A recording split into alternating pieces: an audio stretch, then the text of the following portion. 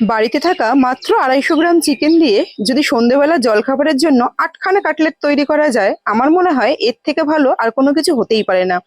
সবার প্রথমে মিক্সির একটা কাপের মধ্যে 250 গ্রাম বোনলেস চিকেন নিয়েছিলাম। এবার এর মধ্যে দিচ্ছি বেশ খানিকটা ধনেপাতা। এরপর দিয়ে দিচ্ছি মোটামুটি 8 থেকে 10 কোয়া মতো রসুন আর কয়েক টুকরো আদা। ঝালের জন্য দিয়েছি বেশ কয়েকটা কাঁচা লঙ্কা দিয়ে এবার খুব ভালো করে ব্লেন্ড করে রেখে দিচ্ছি। এইবার একটা মিক্সিং বোলের মধ্যে একটা ছোট আলু নিয়েছি সেদ্ধ করা, এর মধ্যে ওই যে পেস্টটাকে দিয়ে দিলাম। এরপর দিয়ে দেবো একটা বড় সাইজের কুচিয়ে রাখা পেঁয়াজ, আর সেই সাথে দিয়ে দিচ্ছি স্বাদ মতো নুন, সেই সাথে দিয়ে দিচ্ছি 1 চামচ মতো গরম মশলার গুঁড়ো, আর দিচ্ছি এখানে 2 চামচ বিস্কুটের গুঁড়ো।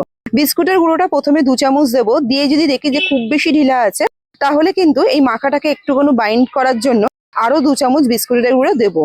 এখানে পুরো মাখাটা একটু নরম লাগছিল বলে আমি আরো 2 চামচ মতো বিস্কুটের গুঁড়ো দিয়েছি, তাতে কিন্তু হয়ে গেছে। তবে এটা কিন্তু এই বাইন্ডিংটা খুব বেশি শক্ত হবে না, এই পুরো মাখাটা একটু নরম নরমই থাকবে। ওই অবস্থাতে ওটাকে সাইডে রেখে দিচ্ছি।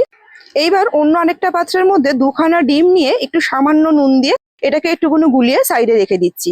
আর আরেকটা পাত্রের মধ্যে নিয়েছি বেশ খানিকটা বিস্কুটের গুঁড়ো। এইবার নিজের ইচ্ছা মতো শেপ দিয়ে কাটলেট গুলো গড়ে নিলেই কিন্তু হয়ে যাবে। আর এই মাখাটা মোটামুটি মিনিট 5 জন্য একটু রেখে দিলে কিন্তু বিস্কুটের গুঁড়োতে পুরো জলটা টেনে নেবে, আর সুন্দর কিন্তু এটা হাতে একটুও লাগবে না। তবে এই মাখাটা কিন্তু খুব বেশি শক্ত হবে না, তাহলে কিন্তু কাটলেট গুলো খেতে শক্ত লাগবে।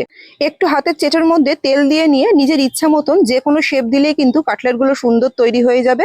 আমার এখানে সবকটা কাটলেট আমি এরকম ভাবে তৈরি করে নিয়েছিলাম। এইবার কাটলেট গুলোকে ডিমের গোলায় প্রথমে দিয়ে তারপর একটা কাঁটা চামচির সাহায্যে দুটো পিঠ একটু ভালো করে ডিমের গোলার মধ্যে ডুবিয়ে নিয়ে এটাকে বিস্কুটের গুঁড়ো রেখে ভালো করে কোট করে নিলেই কিন্তু কাটলেট গুলো একদম রেডি হয়ে যাবে। এখানে ইচ্ছা করলে 2বারও কোট করে নেওয়া যায়, তবে আমি কিন্তু প্রত্যেক কটা কাটলেট একবার করেই কোট করেছিলাম এবং তাতে কিন্তু খেতে খুবই সুন্দর হয়েছিল।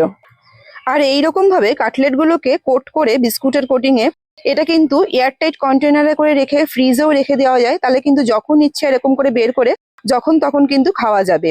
আর এটা কিন্তু এরকম ভাবে মোটামুটি সপ্তাহখানিক দিন 10 পর্যন্ত রেখে দিলেও কিচ্ছু হবে না, যদি ফ্রিজ ঠিকঠাক মতন করে চলে। এখানে আমার কাটলেট গুলো একদম রেডি হয়ে গেছে। কাটলেট গুলোর সাইজ দেখুন, খুব একটা বিশেষ কিন্তু ছোট হয়নি, সবকটা কাটলেটই বড় বড় হয়েছিল। এইবার কাটলেট গুলো ভেজে নেবার পালা। একটা ফ্রাইং প্যানের মধ্যে হালকা করে তেল গরম করেছি, খুব বেশি তেলটা যেন গরম না হয়ে যায়। আর গ্যাসের ফ্লেমটা এক্ষেত্রে মিডিয়ামে রেখেছি, কারণ কাটলেটের ভেতরের মাংসটাও কাঁচা আছে। এই কাটলেট গুলো ভাজতে মোটামুটি 5 থেকে 7 মিনিট মতো টাইম লেগেছিল মিডিয়াম ফ্লেমে, আর তাতে কিন্তু ভেতরটা খুবই সুন্দর তৈরি হয়েছিল আর বাইরেটাও হয়েছিল একদম ক্রিস্পি। নামিয়ে নিয়ে টমেটো সস আর কাসুন্দির সাথে পরিবেশন করলে কিন্তু সন্ধ্যের টিফিন একদম জমে যাবে। আশা করি ভিডিওটা আপনাদের ভালো লেগেছে। ভিডিওটা ভালো লাগলে একটা লাইক করবেন, কমেন্ট করবেন আর শেয়ার করে একটু আমার পাশে থাকবেন। ভিডিওটা ফেসবুক থেকে দেখলে আমার পেজটা একটুখানি ফলো করার অনুরোধ রইল, আর যদি ইউটিউব থেকে দেখেন তাহলে চ্যানেলটা সাবস্ক্রাইব করবেন।